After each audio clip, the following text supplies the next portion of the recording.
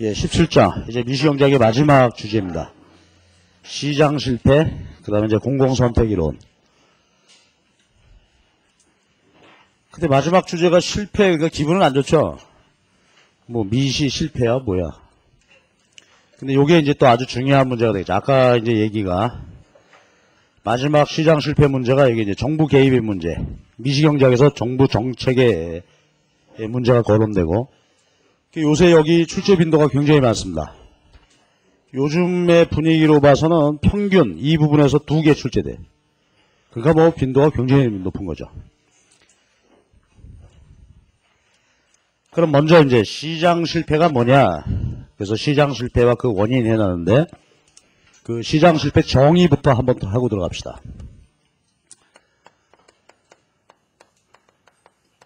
시장 실패는 시장 기구에만 맡길 때 효율적 자원 배분과 공평한 소득 분배가 이루어지지 않는 현상을 말합니다.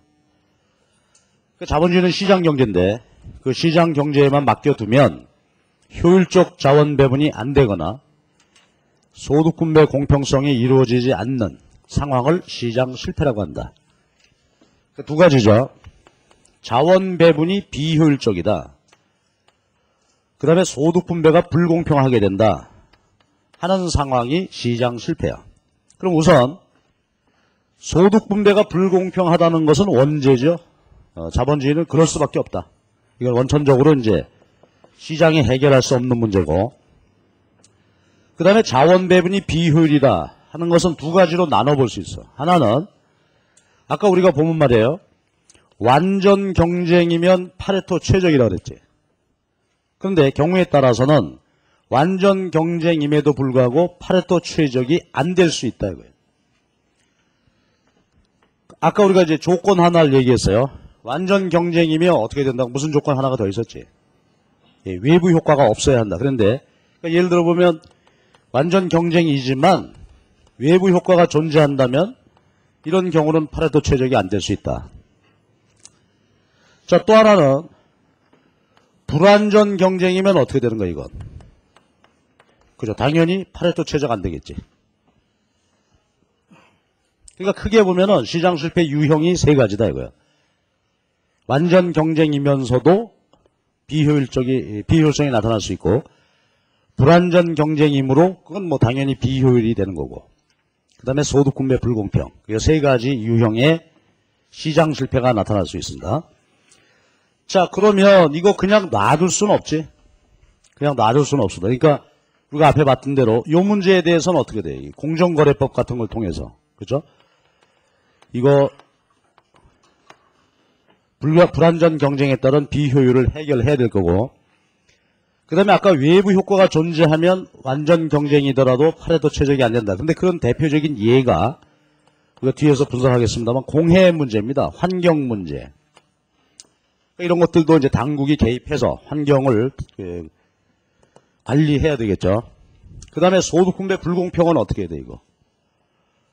그렇죠. 어제 우리가 얘기했던 대로 재분배 정책 같은 것을 통해서, 그렇죠. 그러니까 1차 분배, 재분배, 그랬는데 1차 분배는 기본적으로 불공평한 게 본질이란 말이야. 그러니까 그 문제를 해결하기 위해서 소득 재분배 정책, 저소득층에 대한 보조, 이런 것들을 통해서 이런 것을 해결해야 되겠죠. 그러니까 시장 실패가 생기면 정부가 개입해야 돼. 자, 그런데 이제 용어 하나가 있습니다. 정부가 개입해야 되는데 이게 만약에 실패하면 어떻게 될까? 이걸 우리가 정부 실패 그러죠. 시장 실패가 생기면 정부가 개입해서 그 문제를 해결해야 되는데, 근데 정부가 개입했는데 이게 시원찮아. 물덤벙 술덤벙 뭐 이래가지고 오히려 문제를 더 어지럽힐 수도 있겠죠. 그것이 정부 실패야. 근데 여기서 말하는 지금 정부 실패도 원인이 있을 겁니다. 이 원인이 보면은 뭐 정부가, 그죠? 일부러 그러는 거 아니겠죠. 정부도 실패할 수밖에 없는 그런 상황이 있을 수 있다. 왜냐하면 정부라고 해가지고 완벽한 정보나 완벽한 수단을 가지고 있는 것은 아니단 말이죠. 그렇지. 그러니까 정보가 부족하고 그 개입의 수단이 제약적일 때는 정부 실패가 나타날 수도 있다. 그러나 하여튼 가능하면 어떻게 돼요? 정부 실패가 발생하지 않도록 노력해야 한다 하는 것이 우리가 큰 흐름의 얘기라고 보시면 되겠어요. 자, 그러면 이제 하나씩 우리가 시장 실패 내용을 살펴봐야 되는데, 그 이제 496페이지부터 얘기죠. 자, 하나씩 봅시다. 시장 실패 원인 해놓고 첫 번째가 시장의 불안정성과 규모의 경제 그래놨는데 이거 한마디로 독점 얘기입니다. 그렇죠. 불안전 경쟁 독점. 독점이 발생하게 되면 자원 배분 비효율적이 된다. 이건 뭐 우리가 간단하게 봤을 때 우리가 앞에서 분석 봤을 때도 완전 경쟁 상태에 비해서 독점이 되게 되면 어떻게 돼요? 여러 가지 비효율이 발생이 됐었죠. 생산물 생산의 비효율, 자본의 사용과 보유의 비효율, 그런 것들이 이제 발생하게 된단 말이죠. 자, 근데 이것이 이제 문제가 되는 게 뭐냐면, 독점은 왜 생긴다고 그랬지? 단어 한마디가 있었는데, 독점 원인이 뭐야? 진입장벽 그랬죠. 진입장벽. 새로운 기업이 들어오기가 어렵다 이거야. 그러니까 독점이 발생하는 원인이 진입장벽인데, 그 중에서 가장 중요한 진입장벽이 뭐였죠? 자연독점이었지. 자연독점은 왜 생기는 거라고? 그렇죠. 어떤 스타가 나오게 마련이다. 능력 있는 기업이 나와가지고 규모 보수, 증대를 일으키게 되면, 그렇죠. 그렇게 되면 장기, 평균 및 한계 비용이 계속해서 어떻게 돼? 감소했었지. 그러니까 자본주의 경제라는 것은 자유경쟁 상태로 막혀두게 되면 자연독점 기업이 나오게 마련이다 이거죠. 그렇죠. 자유경쟁이라면. 그러니까 이것이 이제 원천적으로 자본주의는 독점화되고 따라서 자원배분 비효율성이 될 가능성이 그렇죠? 근본적으로 안고 있는 경제체제다. 경쟁에 따라서 우승 열패가 결정이 되는데 그렇죠? 그런 것이었습니다. 그리고 이거는 이제 우리가 앞에서 보았듯이 자연독점 경우는 규제하기도 힘들었죠. P꼴 MC 가격 설정하게 되면 어떻게 돼? 이 기업들이 다 망하게 되고 그래서 현실적으로 대단히 어려운 겁니다. 그러나 하여튼 그렇다고 놔둘 수는 없으니까 공정거래법 우리나라에서는 그런 걸 통해 가지고 독점의 비효율을 좀 해소하도록 노력하는 것이다. 이런 얘기고요. 자, 그 다음에 이제 두 번째가 외부 효과야. 요건 아까 우리가 이제 파레토 최적 후생경제 제1 정리할 때 조건으로 제시됐던 거죠. 그러니까 외부 효과가 없다면, 그러니까 외부 효과가 발생한다면 완전 경쟁이더라도 파레토 최적 아니다. 이거지. 예. 근데 요게 이제 시험 문제에서 이론적으로 좀 복잡한 측면이 있고, 그 다음에 요것과 공해 문제가 직접 관련되는 문제입니다. 그래서 요건 뒤로 몰아서 제가 한꺼번에 설명을 드리도록 할게요. 그래서 외부 효과가 또 문제될 수 있겠고, 그 다음에 이제 우리 교재 몇 페이지 넘겨보면 498페이지 바로 이어서 나오는 게 공공재 문제입니다. 자, 요것도 이제 많이 다뤄주는 문제지. 공공재. 요것도 중요해. 자, 그럼 요 문제는 좀 자세히 이제 봅시다. 이것도 사실 재정학 같은 데서 뭐 한다면 대단히 복잡한 얘기지만은 간단하게만 한번 정리해 보십시다. 이래요. 우리가 보통 이제 시장에서 거래되는 상품을 보면은 크게 두 가지로 나눌 수 있어요. 공공재와 사적재. 공공재와 사적재인데 우리가 보통 시장에서 거래되는 것은 다 사적재야. 그러니까 사적재의 경우는 뭐 시장 가격에 따라서 자원 배분되는 거니까 그런 문제가 안 생기는데 공공재라고 하는 것이 이제 문제다 이거야. 그러면 공공재하고 사적재하고 차이점이 뭐나 그 특징 이해하는 게 중요한데 공공재는 다음과 같은 두 가지 성질을 갖고 있는 거예요. 비경합성과 비배제성. 요 성격을 동시에 갖고 있으면 이게 공공재입니다. 그렇다면 사적재는 뭐겠어요? 경합성과 배제성을 갖고 있는 거겠지. 경합성과 배제성을 갖고 있는 게 사적재. 그건 아무 문제 없어. 시장에 배분되면 되는데 공공재는 이 두 가지 성격 때문에 문제다 이거지. 내용은 간단해. 한 번씩 봅시다. 우선 비경합성은 뭐냐면요. 어떤 생산물이 동시 소비할 수 있는 거다. 이게.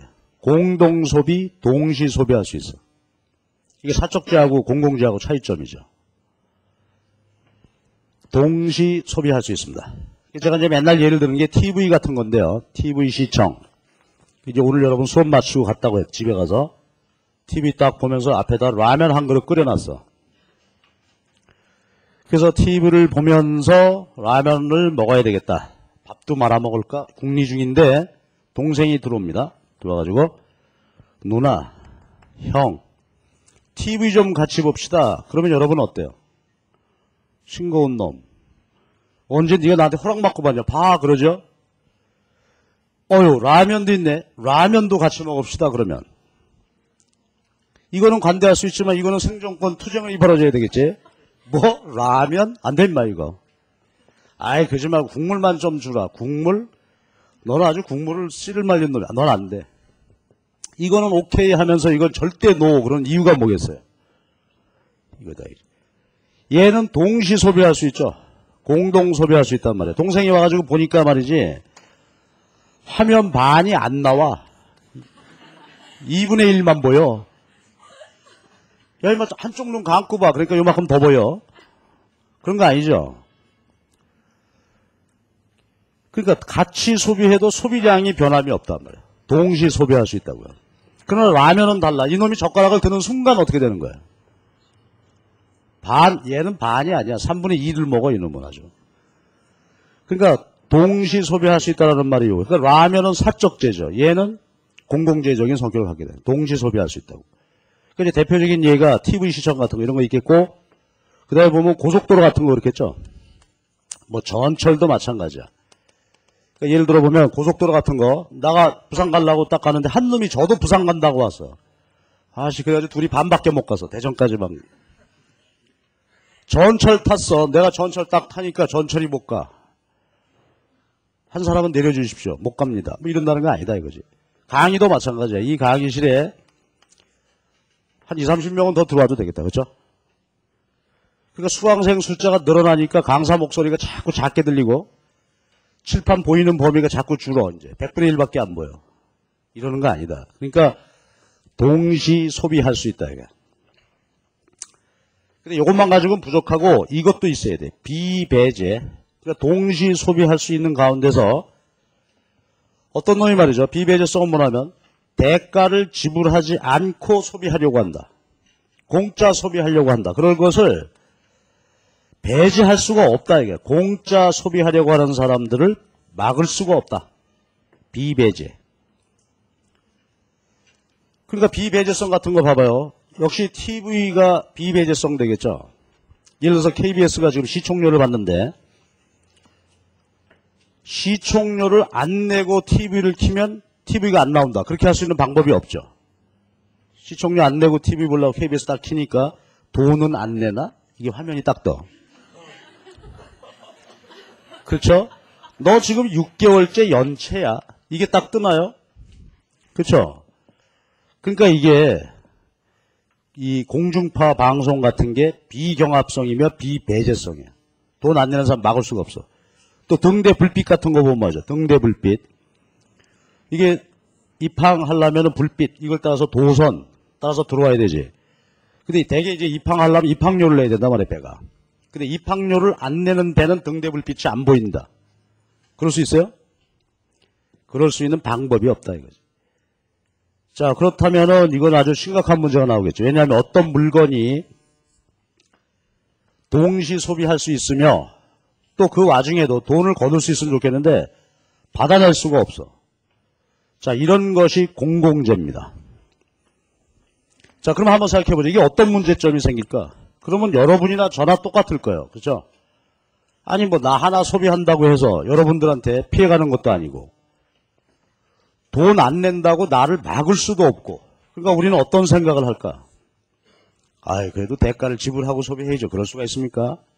겉으로는 그렇지만 속으로는 다 어떤 생각하는 거야? 다 너나 할 거 없이 어떻게 돼요?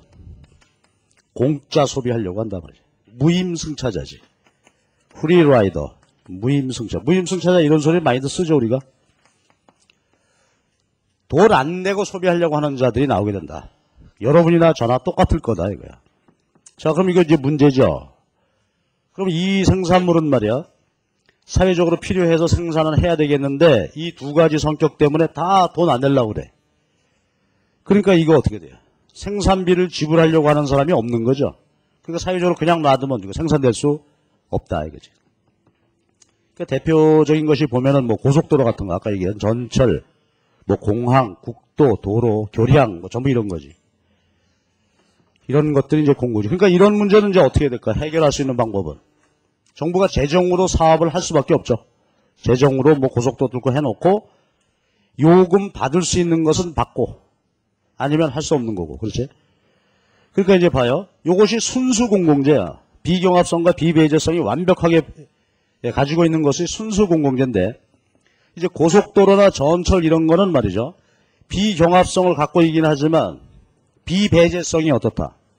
불완전하다 이렇게 표현해. 봐봐. 비경합성은 있는데 비배제성이 불완전하다 이거죠. 이게 불완전하다라는 말은 뭐예요? 돈 안 내는 소비자를 배제시킬 수 있다 이거지. 그렇죠? 고속도로 요금에 톨게이트 만들어놨잖아. 전철도 어떻게 돼요? 표를 끊어야 되지. 그렇게 할 수 있잖아. 거기 게이트 만들어 놓고 돈 안 내고 지나가는 놈 뭐 그 전에 보면 그런 거 많이 붙여놨었는데 300배 요금을 물리겠다. 그 겁을 주고 있죠. 옛날에는 할아버지들이 지키고 있었어. 여러분 기억나요? 한 몇 년 전에 할아버지들이 모자 쓰고 있었다고. 할아버지들한테 걸리면 아주 돈 안 내고 걸리면 죽어 그건 아주. 나 한번 걸려가지고 한면에서 지금도 얘기하는데 내가 부천 간단 말이야. 직통 타고 가는데 말이지. 그날따라 표 살 여유가 없어. 차가 들어오니까 어떻게 밑으로 기어 들어갔지 뭐야. 그냥 탔어. 부천 내렸단 말이야. 송내역에서. 보통 때는 그냥 내고 내리면 돼. 근데 그날따라 할아버지가 나한테 그 말 꺼내기도 전에 일로 와 너 아주 딱 걸렸어 오늘. 그 할아버지의 기분이 나빴는지 너 왜 안 끊고 타? 아, 그게 아니고요. 차가 들어왔고 쓸데없는 소리 말고 일로 와 너. 여기 서 있어 너. 다 나가는데 여기 서 있었다니까 내가. 아 그거 돈 가 기다려. 더욱 불쾌했던 것은 말이야. 나를 보면서 말이지. 생긴 대로 말이야. 아, 그 말이 돼? 더욱 불쾌한 거. 내가 이것 때문에 한 몇 쳤는데. 그 다음에 한 놈 나하고 똑같은 놈 걸렸거든? 이놈 돈 안 내고 나는데 걸려서. 당신하고 서 있어. 근데 이 사람 보고 뭐라는 거 아니? 그 안 그렇게 생긴 분이 왜 그래요? 그럼 나는 뭐야? 여러분도 그렇게 생각합니까? 그래, 너는 아주 그냥 맨날 그럴 것 같아, 어릴 때부터. 요게 뭐예요, 그러니까? 할아버지가 지키고 있다는 거가 비배제성이 불완전하다, 이게. 그렇지? 강의 같은 것도 그렇죠. 우리 학원 강의 같은 거 보면 비경합성이요.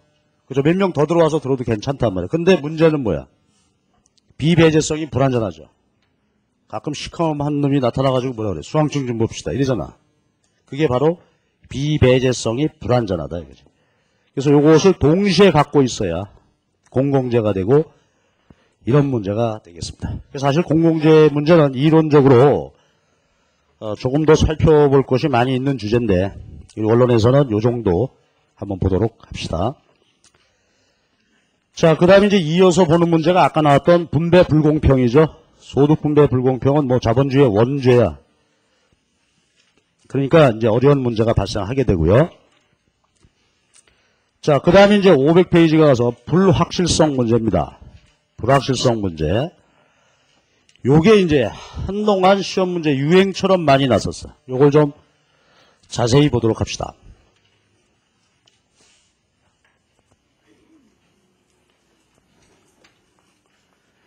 자, 그래서 네 번째가 분배의 불공평이 시장 실패가 되는 거고요.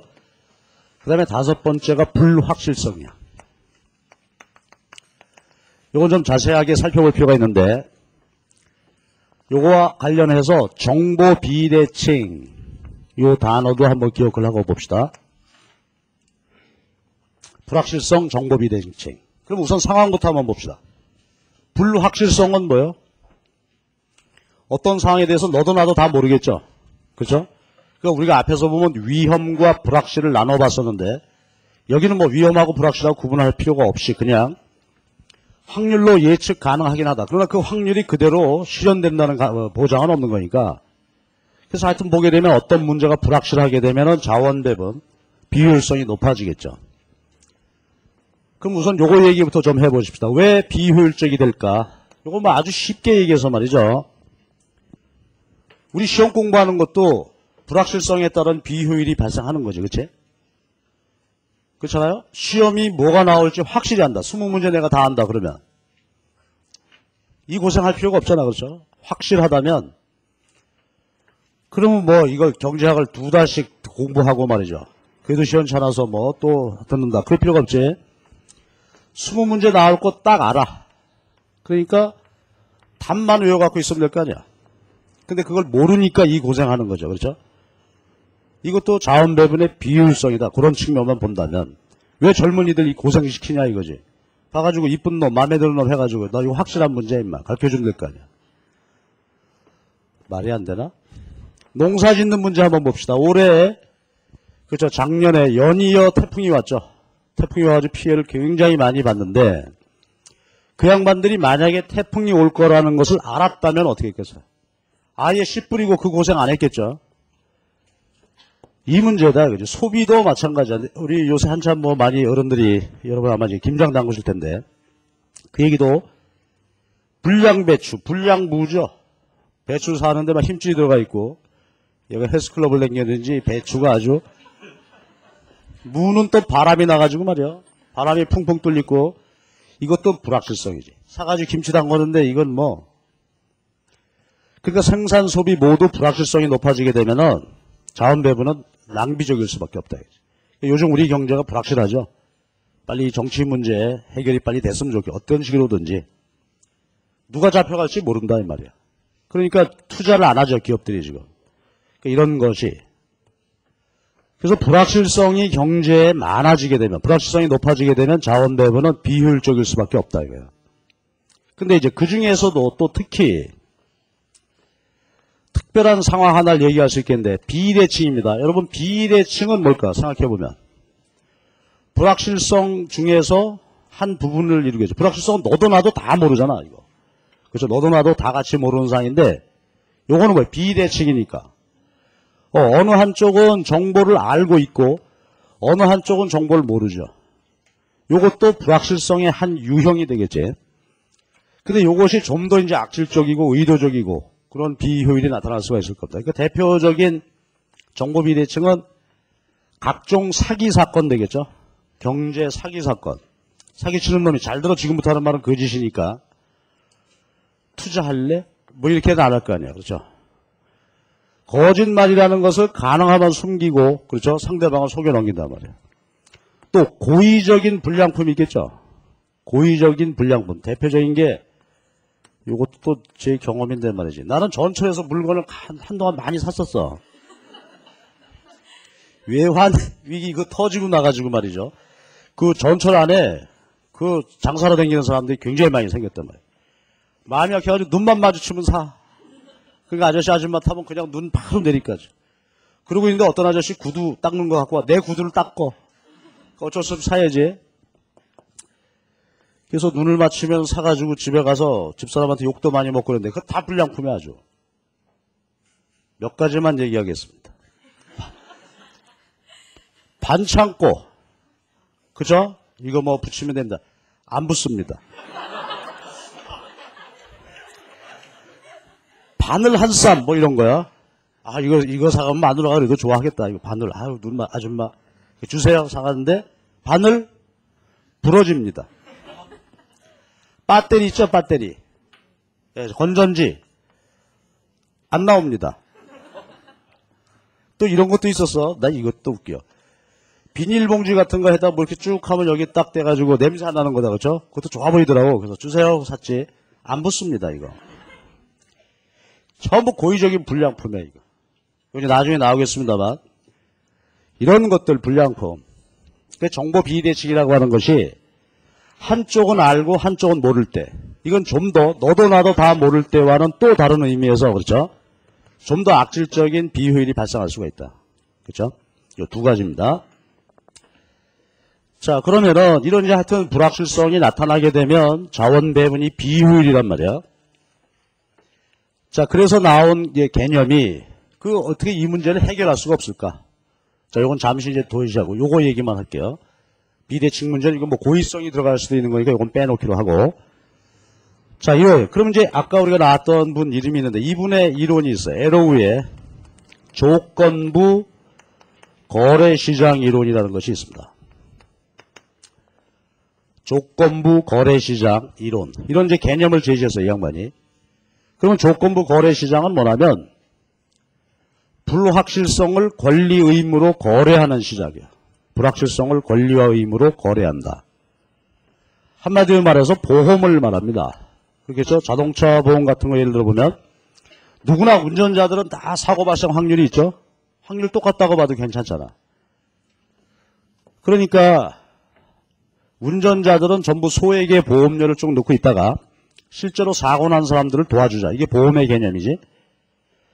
그러니까 에로 이 양반은 그런 불확실성에 대한 다양한 보험 상품을 개발해갖고 그걸 가입하도록 하고 평상시에는 보험료 내고 사고가 나면 보험금 받고 그러면 이 문제 해결할 수 있지 않을까. 그렇죠? 결론은 안 된다. 보험만으로 불확실성에 대한 대비가 완벽하게 안 된다. 이유 두 가지를 제시합니다.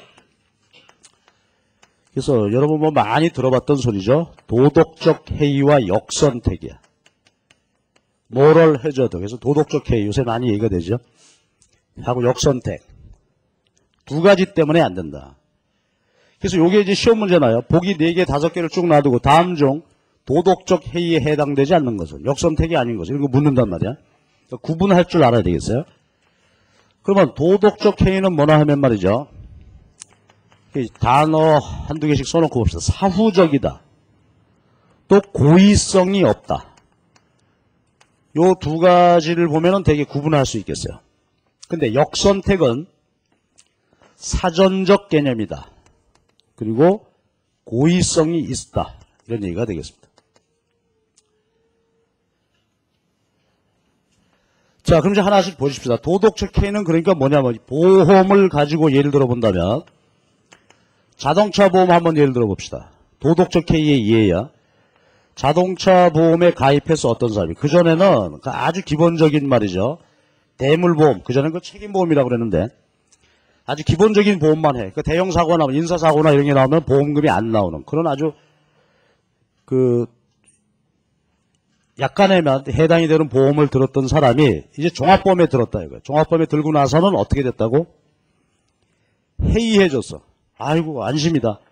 그전에 책임보험만 들고 다닐 때는 뭐 조심운전, 초보운전, 그렇죠? 안전운전, 방어운전 조심해서 하던 사람이 종합보험 들어놓고 이제 걱정 없다. 아이고 걱정 없네. 그러놓고 푹 밟아서 앞에 차 들이받고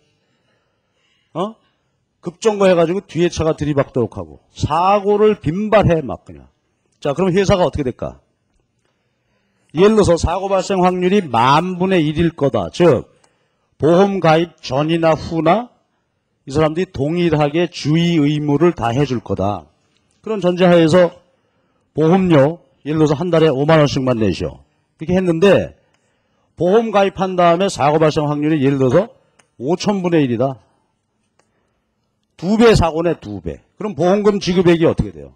2배 증가하겠지. 그러니까 보험회사는 5만 원 받은 것 갖고 파산되는 거지.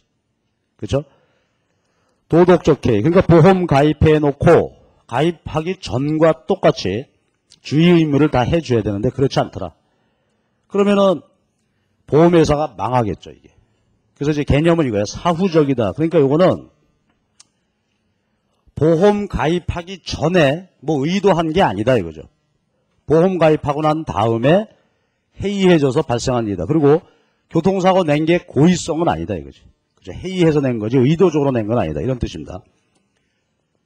근데 역선택은 달라. 역선택은 이제 어떤 경우냐면 예를 들어서 의료보험 같은 거 보자고. 암보험이다. 뭐 이런 거 해놨더니 보험회사 입장에서는 어떻게 돼요? 고르게 가입해 줘야 되지. 건강한 사람, 그렇죠? 몸이 좀 안 좋은 사람 전부 다 고르게 가입하고 그 중에서 이제 안 좋은 상태가 나타나면 보험금 지급한다 이건데 역선택은 뭐겠어? 그러니까 사전적이다. 그러니까 몸 튼튼한 사람은 가입 안 하고 그렇죠? 건강이 자기가 염려되는 사람들만 가입한다 이거예요. 그러니까 당연히 어떻게 돼? 보험회사 입장에서는 자기 보험 가입자가 뭐 대부분은 건강한 사람이고 일부가 몸이 약해서 대상자가 되는 이런 상황이 돼야 되는데 나중에 보니까 전부 다 병이 났어 이거.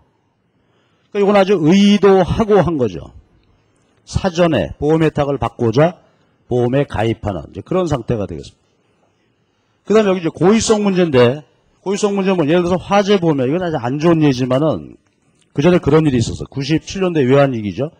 98년도 초에 실제로 있었습니다. 그 가구점, 가구회사들. 가구회사가 중소가구업체도 많잖아, 그게. 근데 갑자기 이 가구회사들이 화재보험에 막 가입하는 거야. 창고 같은 거를. 그 보험회사가 정신없이 그냥 받아줬단 말이에요. 그러고 나서 한두 달 지나면서부터 일제히 불이 나기 시작해. 아무도 확증은 없죠. 근데 갑자기 화재보험에 가입하더니 갑자기 불이 나기 시작한다 이 말이야. 이건 틀림없이 뭐야? 그죠? 누전사고를, 그죠? 실화를 가장한 방화의 혐의가 있는 거지. 그죠? 그게 역선택이다 이거지. 그럼 보험회사 역시 어떻게 돼요? 파산되겠죠? 그래서 역선택은 사전적으로 그 보험 혜택을 받고자 사전에, 그죠? 의도하고 보험에 가입한 다음에, 그 다음에 고의로 보험 받을 수 있는 상황을 만드는 거죠. 우리가 끔찍한 일도 많았어. 이때 보면은, 여러분도 아마 다 보셨을 거예요, 그때. 그 어떤 아저씨는 말이죠. 자기 5살 난 아이를 상해보험에 가입했죠. 거액의 상해보험을. 그래서 끔찍하지만 그 애의 손가락을 어떻게 했어, 아빠가. 그래서 보험금 내놔라. 보험회사에서는요, 이게 역선택인지 아닌지 밝히기 위해서 수사관이 있단 말이에요. 조사합니다. 아니, 이상하잖아. 그래서 무슨 꼬맹이를 갖다 거액의 상해보험 5억, 6억짜리를 들어. 얘가 평소에 뭐 했어요? 뛰노라는 애인데. 공장 근로자도 아니고. 그랬는데 사고가 났단 말이죠. 또 그런가 하면 어떤 아저씨는, 이것도 참 끔찍한 일이었는데, 역시 상해보험을 거액을 들어놓고 철길에 가서 누웠어. 얘기하지 말까? 발목이 절단됐습니다. 그래가지고 보험금 내놓으라고. 이게 참 어리석잖아. 보험회사에서 이거 주겠어? 조사하겠죠, 나와갖고. 고의성이 어떻게 밝혀졌냐면 철사로 묶었어, 자기도 겁이 나니까. 그런 일이 있었다고. 못 들은 걸로 해. 아우, 끔찍해. 그치? 이게 역선택. 고의적으로 화제를 내고 이렇게. 이제 그래서 결론은 어떤 경우이든지 도덕적 해이든지 역선택이든지 간에 보험회사 입장에서는 어떻게 돼, 이게? 파산의 원인이 되는 거죠. 그러니까 이 두 가지 현상 때문에 보험으로 완벽히 불확실성에 대한 해결이 안 된다. 그렇죠? 얼마 전에 그런 것도 있었잖아요. 재밌어요. 요새 뭐 여배우들 누드가 유행인 것 같은데 어떤 여배우가 누드 하면서 보험회사에 가입에 신청했습니다. 해킹당하면은 보험금 받기로. 보험회사에서 그거 받아줬을까? 안 받아줬죠. 왜 안 받았겠어? 해킹을 막을 길이 없는 거죠. 그렇죠? 딴 거라면 몰라. 누드야. 이 시커먼 놈들이 이거 그냥 놔둘 리가 없어. 그치? 그러니까 그 보험을 거부했습니다. 하여튼 이런 식으로 말이죠. 이게 보험, 조건부 거래시장 이론이야. 그러니까 제가 지금 몇 가지 예를 들었는데 시험에서는 도덕적 해이와 역선택을 구분하는 것도 시험 나니까 이 판단 기준으로 봐야 돼. 그럼 이제 한 가지만 더 해볼까? 불량품은 한번 봐봐. 우리가 말하는 불량품은 그거 도덕적 해일까 역선택일까?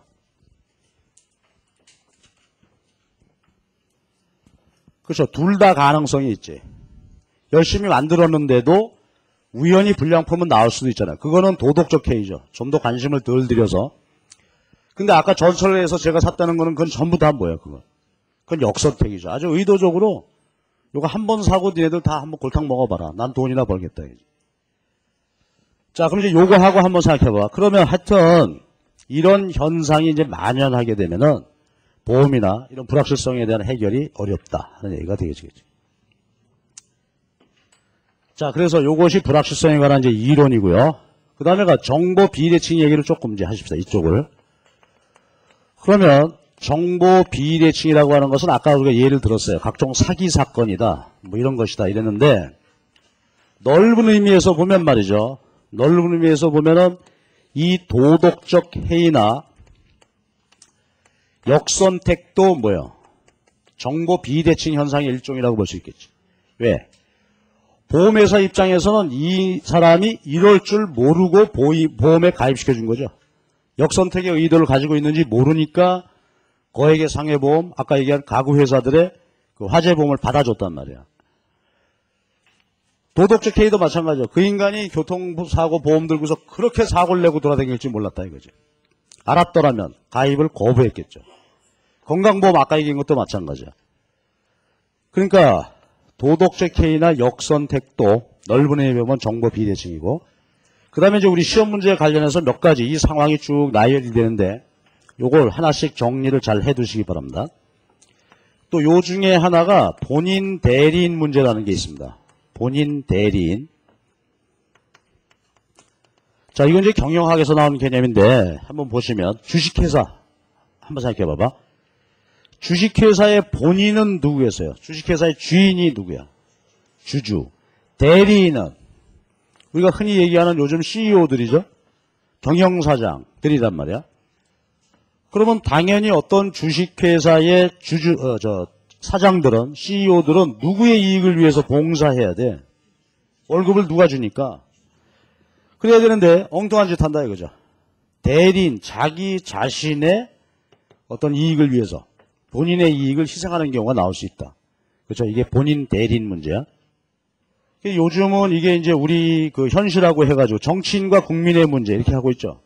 관료와 국민, 국회의원과 또는 관료들이 국민을 위해서 일하지 않더라 이거야. 그렇죠? 우리가 하는 짓을 보면은, 그렇죠? 그래서 이런 것이 이제 대표적인 본인 대리인 문제로 지적을 하고 있다 이거죠. 그래서 오래됐는데 한 4, 5년 전 됐는데 그때 제가 중앙일보 칼럼 한 거 지금도 생각난다고. 뭐냐면 이렇게 써놔서 칼럼 제목이 기자가 쓴 칼럼이었는데, 요즘 국회의원 도덕적 해인가 역선택인가. 제목 섹시하죠? 칼럼 제목이 눈이 번쩍 띄어서 내가 자세히 읽어봤다고. 재밌게. 자, 요즘 국회의원 도덕적 해인가 역선택인가. 그럼 뭐 지금도 해당하겠죠. 요새도.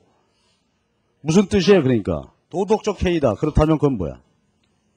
국회의원 당선될 때 어떤 마음이 어땠어? 그때는 잘해보려고 했는데 어떻게 가보니까 다 그놈이 그놈이고 그래서 내가 이렇게 됐다. 뭐 이런 거고요. 역선택은 뭐지? 아주 처음부터 입후보 할 때부터 어떤 거야 내가? 당선되기만 해봐라. 나라를 내가 홀라당 말아먹어야지 아주. 지역감정이나 활활 불타오르게 해야지 내가. 그러고 당선된 놈이다 이거야. 그 상황은 달라 많이. 결론은 뭐였을까? 그 기자 칼럼의 결론은.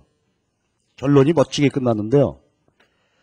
뭐 어쩌고저쩌고 싹 쓰다가 맨 끝에 가서 요즘 국회의원들의 행태를 위에서 본 바와 같이, 그리고 결론은 역선택의 혐의가 농후하다 이거는. 네? 역선택의 혐의가 짙다 이거야. 참 모욕도 그런 모욕이 없죠. 그런 기사를 아마 이 사람들이 봤다면 야, 아무리 그래도 설마 내가 나라를 말아먹어야지. 그리고 국회의원 됐겠어? 장관도 아이고 잘됐다. 드디어 내가 홀라당 말아먹을 기회가 왔구만. 그랬겠냐고. 그렇긴 하지만 원칸 갱판을 치니까 그런 거죠. 그렇죠? 본인 대리인 문제 요거. 그 다음에 또 하나가 이제 레몬 시장 이론이다. 레몬 모형이라는 게 있어요. 레몬 말 그대로 과일 그 레몬인데 미국에서는 요걸 속어로 불량품, 고의적 불량품을 말한대. 그 다음에 중고 자동차 모형 하는 게 있어요. 중고 자동차도 마찬가지야. 요거 둘 다 각각 논문입니다. 각각 논문인데요. 고의적인 불량품이야. 그러니까 미국 놈들도 마찬가지 모양이지. 우리도 왜 그런 거 있잖아. 사과 한 박스 샀는데 위에는 좋은 거 해놨죠 이렇게. 근데 집에 가서 열어보니까 속에는 뭐야 이거. 사과 비슷한 것들이 들어있지. 사과가 아니야. 이건 도저히 먹을 수가 없는 것들. 고의적인 불량품입니다. 그래서 이거 레몬 고의적 불량품이고, 중고자동차 마찬가지. 중고자동차도 말이죠. 중고자동차 시장 가면은 쭉 자동차가 전시돼 있지 이렇게. 요건 뭐 2001년형이다. 2000년형이다. 이렇게 놓으면 중고자동차 시장이 형성될 수 있는 기본 전제 조건은 뭐겠어요? 좋은 중고차라는 거죠. 겉만 멀쩡하게 페인트 칠해놓고 말이지 속은 말이죠. 골병 들은 자동차. 그게 아니라는 전제하에서 해야 돼. 그런데 고의적으로 불량 중고차를 갖다가 팔 수 있다 이거지. 할 때마다 내가 얘기하는데 여러분 무적차라는 거 알아? 무적차. 천하무적 뭐 그런 무적이 아니고 호적이 없는 차가 있어. 자동차라는 게가 엔진 번호 있죠, 차대 번호 있지, 다 그래가지고 호적이 있는데 기구하기도 하지. 어떤 차는 이게 무적차. 옛날에 사고가 나가지고 얘는 뒤가 날라갔어. 얘는 또 앞이 날라갔어. 이런 애를 어떻게 한다고? 부적절하게 결합시켜. 그러니까 얘는 자동차 등록서에 이게 호적이 없는 차죠. 무적차야. 그래갖고. 그래서 이런 차를 대개 지금도 이게 돌아다닌다는데 이게 택시로 위장을 해. 그렇죠? 이런 차들이 있다는 거예요. 그러니까 이런 차 타고 만약에 사고 나고 그러면 뭐 보험이고 뭐가 아무것도 없는 거지. 이게 무적차입니다. 그럼 무슨 일이 벌어질까 한번 생각해 보자고. 내가 가서 중고차 하나를 샀어요. 샀는데 얘가 내용은 이래. 그래서 겨울에 뭐 자동차도 샀으니까 스키 매달고 스키나 한번 타러 가자. 대관령을 넘는데 어떻게 됐다고? 애들이 뒤에서 불러. 아빠 어디가? 그러고. 너무 심했나? 아주 기겁을 하겠죠. 한참 덜컹 했더니 반이 갈라져. 불량 중고차. 그럼 한번 봐봐. 이래가지고 한번 놀래고 분해고 그런 소비자라면 다음에 레몬 시장이나 중고자동차 시장 갔을 때 어떻게 행동하겠습니까? 그 다음부터 이게 이론이야. 그럼 중고차 얘기해보자. 그럼 중고차 가격이 적정 가격이 있겠죠. 평균 품질 500만 원이다. 근데 평균 이상의 품질에 대해서는 그죠? 이건 뭐 거의 타질 않았다. 주차장에 놔뒀다가 온 거다. 이렇다면은 높은 가격을 요구하겠죠. 또 다소 운행거리가 많고 뭐 이런 차는 사고도 좀 있어. 그런 차는 400원 이렇게 되지. 그 똑같은 중고차라 할지라도 그 품질에 따라서 좋은 중고차는 높은 가격 이렇게 해야 되는데 한번 이랬어. 이렇게 놀랬어. 그래서는 그 다음에 중고자동차 시장 가게 되면은 이 사람은 무조건 어떻게 돼? 믿을 수가 없으니까. 좋을 수도 있고 나쁠 수도 있죠, 이게. 그러니까 이 사람은 어느 수준의 비용만 지불하겠다. 그렇죠. 평균적 품질을 가지고 있는 그러한 자동차 가격만 지불하겠다. 평균 가격만 내겠다. 이렇게 이제 생각한단 말이지. 그러니까 어떻게 되겠습니까? 좋은 중고차 갖고 나온 사람은 억울하죠. 야, 이거 지금 600만 원 줘야 되는데 어떻게 500만 원만 내겠다고 하냐. 옥신각신 하다가 이 사람 열받으니까 좋은 중고 자동차는 다시 어떻게 되겠어? 끌고 가겠죠. 그럼 나머지 시장에는 어떤 것만 남아있어? 이런 애들. 그렇지. 뭐 이런 애, 어떤 애는 이렇게 되네. 어떤 거는 뭐 지붕이 날아갔던 거 붙인 거, 뭐. 그래서 아주 불량 중고차만 남아있겠지. 자, 그렇게 되면 궁극적으로 가서는 어떻게 될까? 이 시장이 소멸된단 말이에요. 시장이 형성될 수가 없죠. 그러니까 아까 지하철 얘기 마찬가지예요. 저 같은 소비자들이 지하철에서 물건을 몇 번 샀어요, 이제. 근데 그게 품질이 괜찮아. 거기서 무슨 고급을 기대하는 건 아니잖아, 그렇죠? 1,000원짜리, 2,000원짜리니까. 그래도 1,000원, 2,000원에 해당하는 품질을 유지해 줬다면은 아마 지하철 상품 시장이 성립이 됐을 거예요, 그게. 근데 지금 안 사죠, 다들. 나 같은 사람 또 새로운 이제 신예들이 나서서 열심히 사는 거고, 한두 번 속은 사람은 안 산단 말이에요, 이거. 그러니까 이 시장이 어떻게 돼요?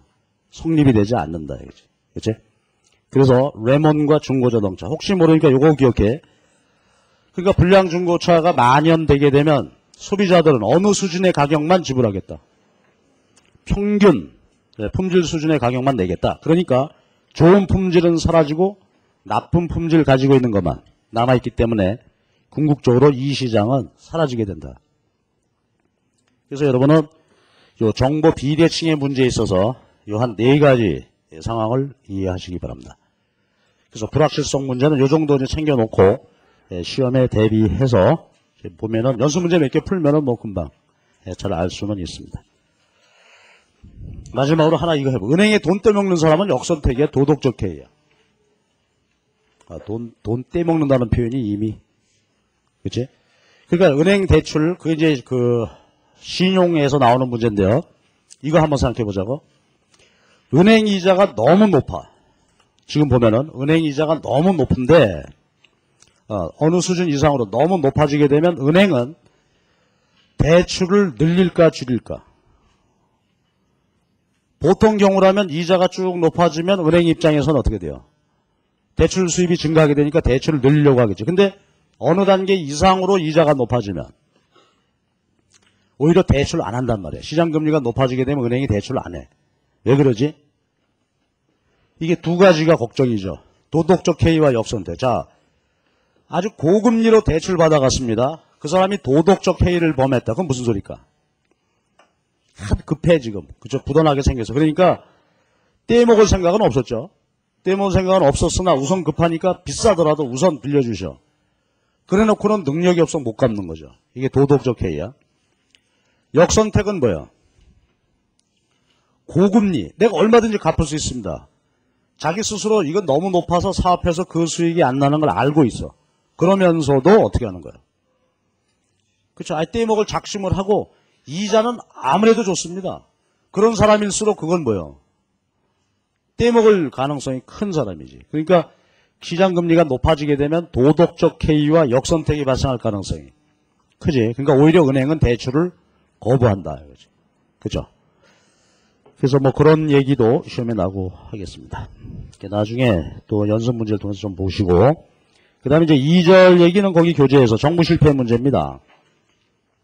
시장 실패가 앞에처럼 여러 가지 문제가 생기면 정부가 개입해야 되는데 정부가 실패할 수도 있다. 그런 이야기들을 쭉 정리해 놨으니까 한번 읽어보시고, 그 다음에 이제 504페이지가 마지막 주제입니다. 환경에 있어서 환경 오염 규제 정책. 그건 요거 아까 우리가 이제 외부성의 문제라고 그랬어요. 잠깐 쉬었다가 요건 외부 효과를 정의하고, 그 다음에 환경 문제. 요건 요즘 아주 중요한 한 이슈예요. 그래서 요것을 자세히 좀 보도록 그렇게 합시다.